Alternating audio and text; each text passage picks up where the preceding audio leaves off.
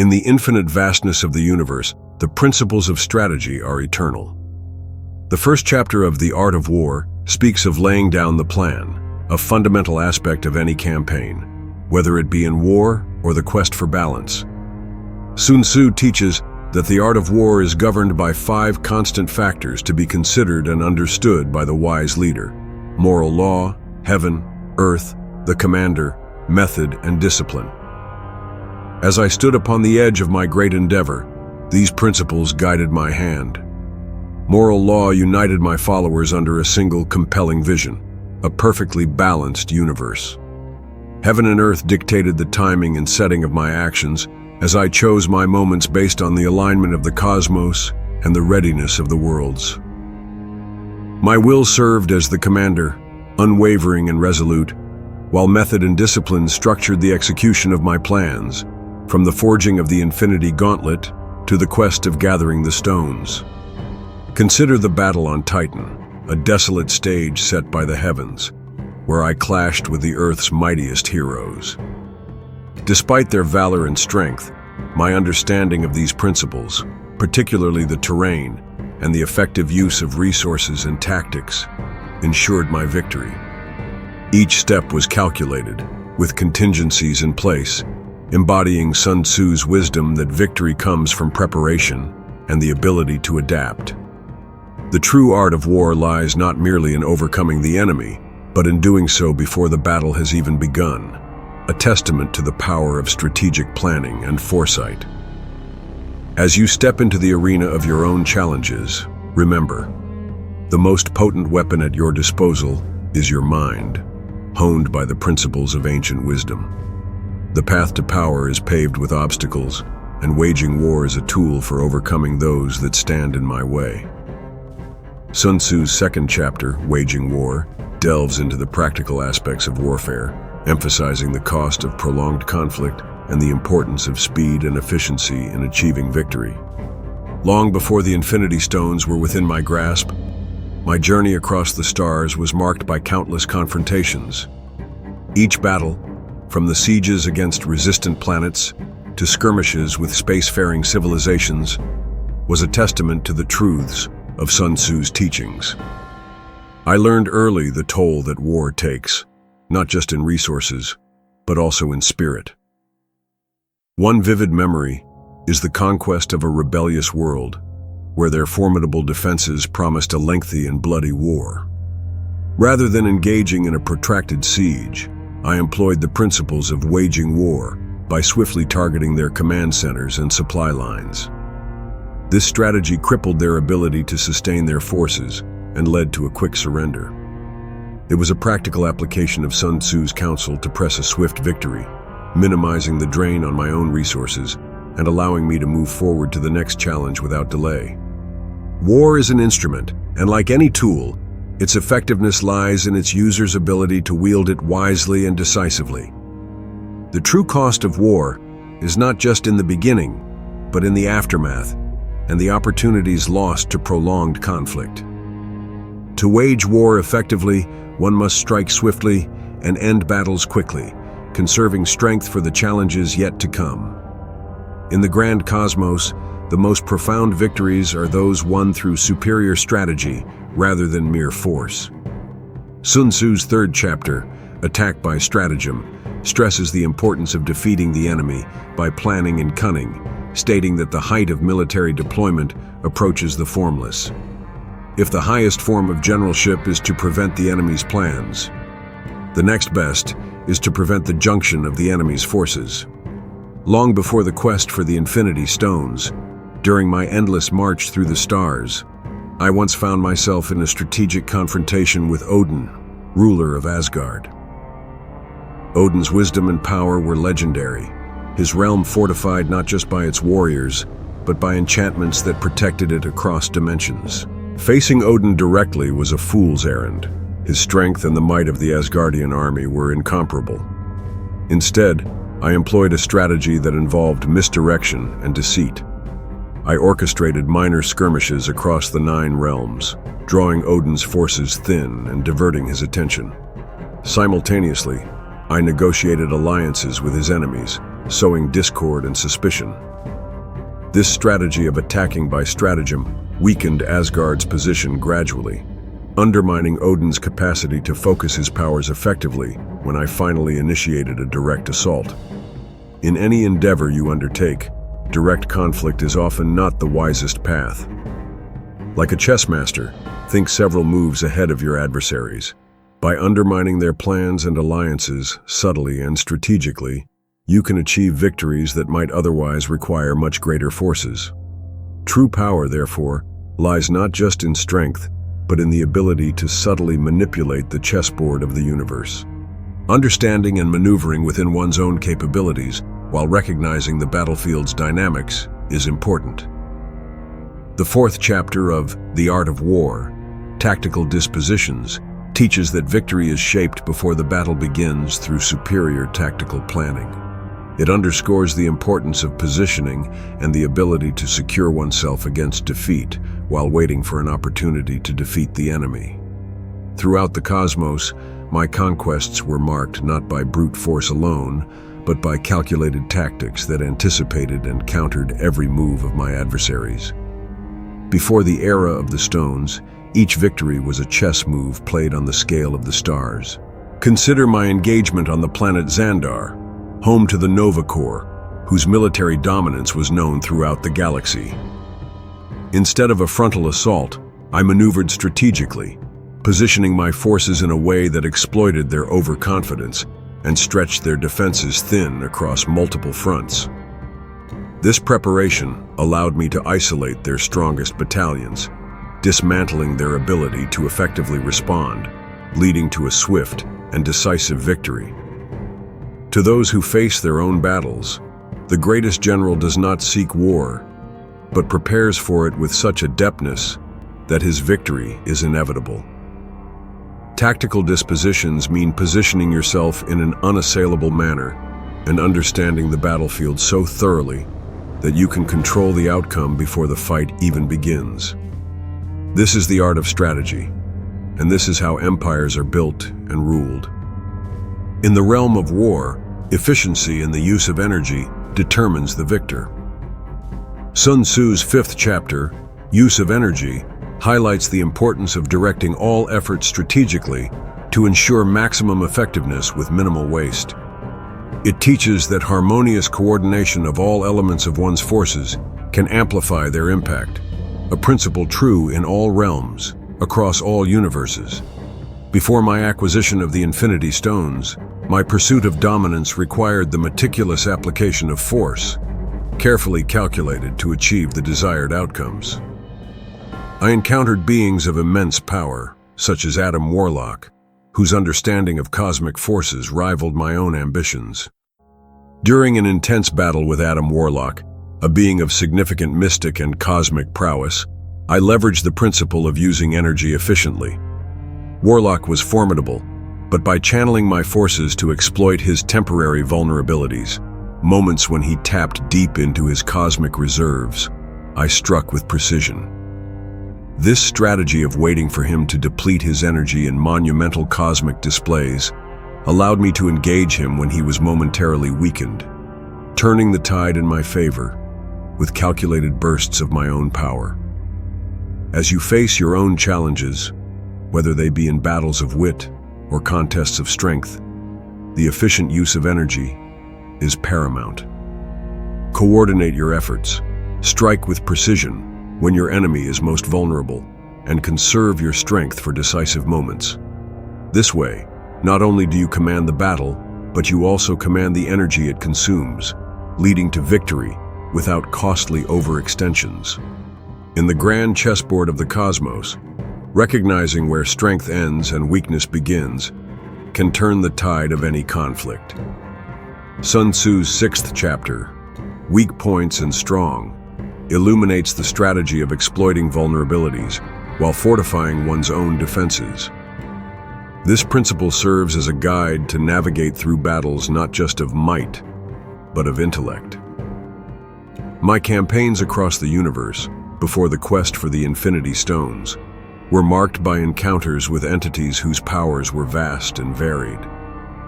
Among these was the formidable Galactus, a being whose hunger knows no bounds. Understanding and exploiting the strengths and weaknesses in such titanic encounters were crucial. In this legendary confrontation with Galactus, who sought to devour a planet crucial to my strategic interests, I observed and analyzed his pattern. Galactus possessed overwhelming strength, but required significant energy to maintain it. By engaging him just after his consumption of a world, when he was momentarily satisfied and less vigilant, I directed a targeted assault. This maneuver utilized my force's strengths against his momentary lapse in focus, securing an advantage not through overpowering, but by strategic timing and placement of my attacks. In your own ventures and struggles, apply this wisdom. Always seek to understand the landscape of power around you. Identify the weak points in your adversaries and the strong points in your own position. By doing so, you can navigate any challenge not just with brute force, but with the sharpness of mind that turns potential defeat into victory. This strategic balance of power is the essence of mastering any conflict, ensuring that when you strike, it is both decisive and effective. In the cosmic dance of conquest, the art of maneuvering one's forces is as critical as the might of the armies themselves. Sun Tzu's 7th chapter, Maneuvering, stresses the importance of adaptability in warfare, teaching that the ability to adapt tactics and formations in response to shifting circumstances can secure ultimate victory. Throughout the galaxies, my pursuit of dominion brought me against adversaries both mighty and cunning. None were more demonstrative of strategic might than the Silver Surfer, herald of Galactus, whose speed and foresight posed a unique challenge. During a fierce encounter, the Silver Surfer sought to thwart my plans by drawing me into a nebula known for its volatile energy storms. Recognizing the trap, I adapted my strategy, faking retreat to draw him further into the nebula. Once he was deeply committed to the chase, I maneuvered my fleet around the nebula's perimeter, using the storms to my advantage and cutting off his escape routes. This forced him into a direct confrontation on my terms, where the element of surprise was on my side, allowing me to subdue him with minimal risk to my own forces. In your endeavors, the battlefield is ever-changing and demands flexibility. The ability to maneuver effectively, anticipating changes, adapting strategies, and positioning yourself advantageously is paramount. Mastering this art will enable you to turn potential setbacks into opportunities for victory, ensuring that you always retain the upper hand, regardless of the challenges you face. Across the myriad of worlds, flexibility in one's tactics is not merely an advantage, it is survival. Sun Tzu's 8th chapter, Variation in Tactics, underscores the necessity of altering strategies in response to unforeseen challenges and opportunities. Mastery of this principle ensures that one is never predictable nor unprepared. Before the Infinity Stones were ever a whisper in the cosmos, I traversed galaxies, confronting beings of unspeakable power and worlds of diverse challenges. Each demanded a unique approach, a deviation from the norm to be conquered. In a memorable engagement with Surtur, the fire demon of Muspelheim, whose power swells from the flames of his domain, conventional assault was futile against such a foe. Instead, I varied my tactics significantly. I lured him away from Muspelheim, diminishing his power derived from his fiery realm. Once away from his source of strength, we engaged in a more balanced battle on an icy asteroid. The shift in environment was critical, leveraging the cold to dampen his fire, allowing my forces to engage effectively and ultimately secure victory. When facing your own trials, whether they be conflicts of will or battles of strategy, remember the importance of variation in tactics. Adapt your methods to the circumstances and be willing to embrace change swiftly. This readiness to transform your approach will confound your adversaries and provide you with the upper hand in any engagement, cosmic or otherwise. To navigate the vast expanse of the universe, one must understand the complexities of movement and positioning. Sun Tzu's 9th chapter, The Army on the March, delves into the details of military maneuvers, highlighting the importance of observing and responding to the terrain, the enemy's movements, and environmental conditions. In my quest for dominance before the Infinity Stones came into play, my forces traveled countless worlds, each with its own challenges. Mastering the art of movement was crucial to exploiting the strengths and weaknesses of both my army and my adversaries. A significant encounter took place on the shifting sands of a desert planet, where I faced an alliance of rebels determined to halt my advance. The environment was harsh, with sandstorms frequent and visibility often near zero. Using the principles from the Army on the March, I carefully timed our movements to coincide with these sandstorms, using the natural conditions as cover.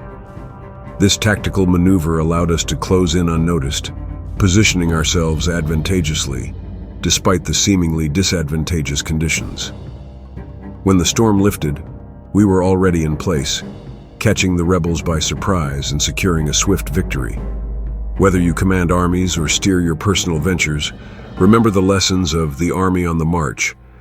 Adapt to your surroundings, use the environment to your advantage, and always be mindful of the timing of your actions. Success often lies not just in the decisions you make, but in when and how you choose to execute them. The universe is a tapestry of diverse and often treacherous terrains. Sun Tzu's 10th chapter, Terrain, emphasizes the critical importance of understanding the battleground to secure victory. It is not merely about where you fight, but knowing how the landscape itself can be an ally or an adversary. My path to power was carved through strategic domination of worlds and their varied landscapes. One of the most cunning enemies I encountered in this era were the Skrulls, masters of deception, known for using terrain to their advantage.